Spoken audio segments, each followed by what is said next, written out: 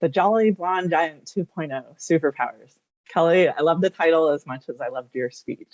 I would agree that one of your superpowers is definitely humor.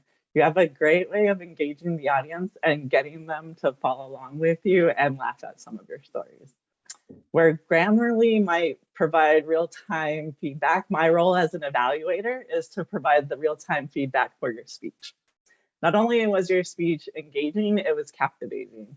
I think everybody would probably agree with me that the time really flew by. And what I really want to focus on my evaluation, though, is your 3 objectives for your speech. You said you wanted to present a humorous and engaging speech, which I believe you achieved with flying colors. Everybody was excited to hear about what would come next. And again, that helped with the time flying by.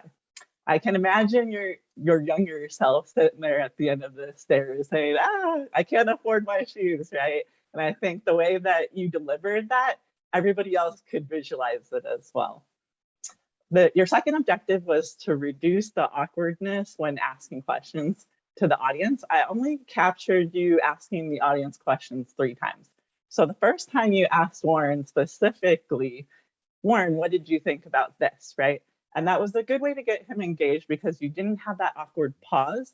But the other 2 times that I caught you asking the audience questions, you actually didn't give the audience a pause to be able to respond, raise their hands, and engage with what you were asking.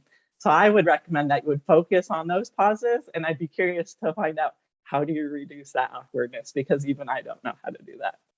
And your last objective was to increase the use of facial expressions.